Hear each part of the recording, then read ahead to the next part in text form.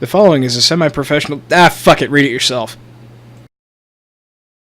Alright, welcome back, Nondescripts. Are you guys tired of philosophy yet? I hope not. Because guess what we're not going to do? We're not going to stop. Anyway, so, yeah, speaking of hilarious bullshit that happened,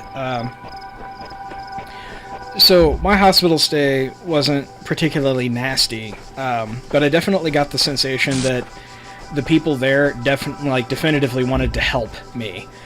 Because I remember that it was like even on my my admission log for the hospital, like my record of admittance to the hospital for the weekend. Yeah. That was the bottle. I didn't mean to pop it. Oh, okay. Did you like go after you? Did you like do the No. You drank? Because did you hear that in the game then? Because I definitely heard something like that. I swear I'm not crazy. Oh, man. No, I didn't hear it. Oh, okay. Well, maybe it was a little auditory glitch. Who knows? Who knows? Human error, probably. I'm probably just retarded. Anyway, back to the mental hospital story. Yeah. More ironic conclusions. Anyway. Wow, the name of the puzzle was actually Don't Cross the Streams. Oh, adorable. It actually was. That's funny. So, the, how am I supposed to not... Is there a step stool or a box? Or something I could set this up... Oh, wait. Can I set it up on top of these? No. Anyway, my 3-day stay in the hospital was mostly consistent of, like, waking up, and I didn't shower the entire time I was there, because... But you had the option to. I had the option to, and, like... Every room was basically like a deluxe prison cell, I guess, in comparison to like your average prison cell, which is what, like 6x8, has a bed, a toilet. Man, it depends. I've been in several. Been arrested here in the Midwest, and I've been arrested in other parts of the U.S. It's usually not roomy. Like if you're at the Justice, anybody who's ever been in the Justice Center of Cincinnati, you kind of sit in holding in one spot. And it's pretty open, but you can't move. And did you share a room with somebody, or? No, everybody had their own room because it was a medical facility. Okay. Well, that doesn't happen until you get to prison, and even then, you usually don't have your own room. You have a cellmate. Well, I guess the benefits of medical facility then is you get your own room, but the thing was, if I had been prescribed something by the doctor on call, I am certain that I would not have had the cognitive function to remember as many of the funny little details that I do remember about my stay while I was there. Can you grab one of those boxes over there on the left? Turn around those. These? Yeah. These are just pillar fragments, although I can probably bend that blue one around the backside. Good call. Good eye. Anyway. Yay! What were the things you noticed during your stay? Well, first of all, we'll start with the first morning I was there. I knew nothing. Okay. I knew nothing about my caseworker. I knew nothing about anything that was going on. I just knew that I was going to be in the hospital for a couple days. I didn't know if I was going to be out by Monday or if it was going to take me like a month to get out, a week to get out. I had no idea what was going on. Did you ask anybody, or was this? Oh yeah, I asked people. And but did they say anything? Yeah, they said that typically it would be like a weekend stay. Like I would be there for like 2 days or something like that, or I would be out in 24 hours if I was no threat to myself. But the doctor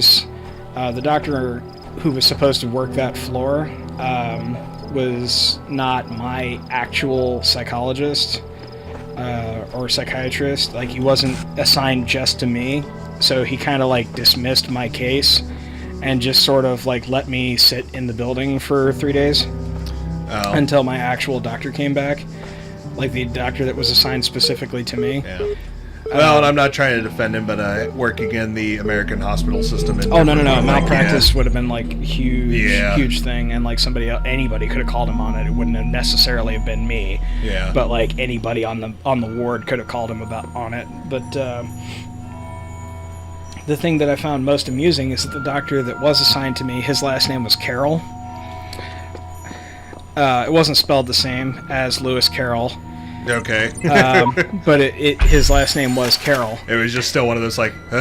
Yeah, that was my first like, oh god, things are not going to go the way I want them to here. One of the other patients, the very first night I was there, looked at me and he said, hey man, look at me, and like he was having his vitals taken, the blood pressure cuff and all that. Yeah. And like. He says, hey man, look at me. You think I'm crazy? I said, we're all a little mad. And I didn't even realize what I was saying. Yeah, we're all mad here. Yeah, I was like, we're all a little mad here. And one of the other guys was like, oh man, I like that. I like that a lot. I like that. Excuse me, I gotta go. I got somewhere to be. And I was like, oh my god, seriously? And I'm like, is this fucking happening? If anybody doesn't know what we're referencing, fucking Alice in Wonderland and Through the Looking Glass. Yeah. So it gets worse. I didn't think it could. You almost were about to be like, where's the cameras? There was one guy that was constantly asking for a cigarette. I'm like, okay, this is obviously the caterpillar. Like, he was constantly asking if he could go outside for a cigarette. Oh. And he was, like, grotesquely overweight, too. So I was like, okay, that's the fucking caterpillar. Oh, man. That's great. One of the doctors assigned to my case for, like, when you're judged for release in that kind of a facility, you're not like being judged by a single doctor, you're being judged by a board of doctors so that no one doctor can fuck it up. Was her name Harley Quinzel? No, her name was Alice. Fucking serious? She had blonde hair and blue eyes. Wow. Oh, yeah, the parallels continue. That was the last parallel that I remember being that clear. But the funniest part of the whole stay had nothing to do with Alice in Wonderland. It had to do with rec time on the first day. I was bored as shit, wanted to practice some magic tricks, because I do a few card tricks, and I used to actually use card tricks to scam beers at the bar, which I learned from another YouTube channel, go figure, Brian Brushwood's Scam School, if you guys are unfamiliar. It's a pretty good little magic tutorial type channel, and he teaches you how to get a whole bunch of... a hexahedron is a cube. Yeah, a cube. A cube, sheep. Edges are beveled, that makes it a decahedron. You forgot the indents. With the indents, it's like a super polyhedron, but the convex hull is a decahedron, pocket closed. Wrong. Oh my god, Rain. I like wood. Wood is good. Yeah, exactly.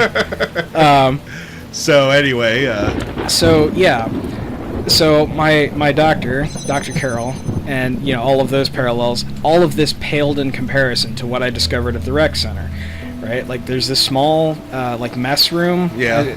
I'm not even now, sure. Were you all like led there or? No. It was like you could walk freely about the ward. If you were... Yeah, in jail you don't get to do that. Usually, right. Unless you're... I mean, in prison that's different, but... Well, I guess what they did then was they just made it like 100% free time. Yeah. Like the entire time you're there, you're just free to do whatever you want, so long as it's within the limits of the law and the limits of the ward policies. But I was there in the rec room, and I was like, "Have you guys got a deck of cards here?" Right? Because I was like, all right, I kind of want to practice some card tricks, kind of want to like mess around, 52, pick up, solitaire, that kind of stuff, right? Yeah. And they're like, yeah, it's right over here. And like they hand me this pack of cards, and I open it up, and my instinct immediately, whenever I'm handed a deck of cards that isn't mine, is to play a quick hand of solitaire, regardless of what game's about to be played. Play a quick hand of solitaire to count the cards. Oh yeah, no, that's a good idea. Yeah, and make sure that we're not missing any. And there in the mental ward, I started cracking, like just fucking absolutely laughing my ass off. And some of the nurses started looking at me all cross and shit. Some of the other patients looked at me funny, and finally the one guy who had asked me if I thought he was crazy the first day, he's like, "What's wrong, man? Like, what's so funny?" And I was like, I held up the pack of cards and 2 jokers and 51 cards. Wow. I said, "We are literally not playing with a full deck." Did anybody else laugh? Oh, no, they didn't catch the irony of it. Oh, wow. I was like, that is the fucking tragedy of being in a mental ward. No one thinks you're funny. Like, oh, man. but we literally were not playing with a full deck. And Holy shit, man. That is the best goddamn story I've heard in a long fucking time. Wow. It was so fucking bad. Oh, man. Well, okay, nondescripts. Day 2, Neil, on the next episode? Yeah, sure. Okay.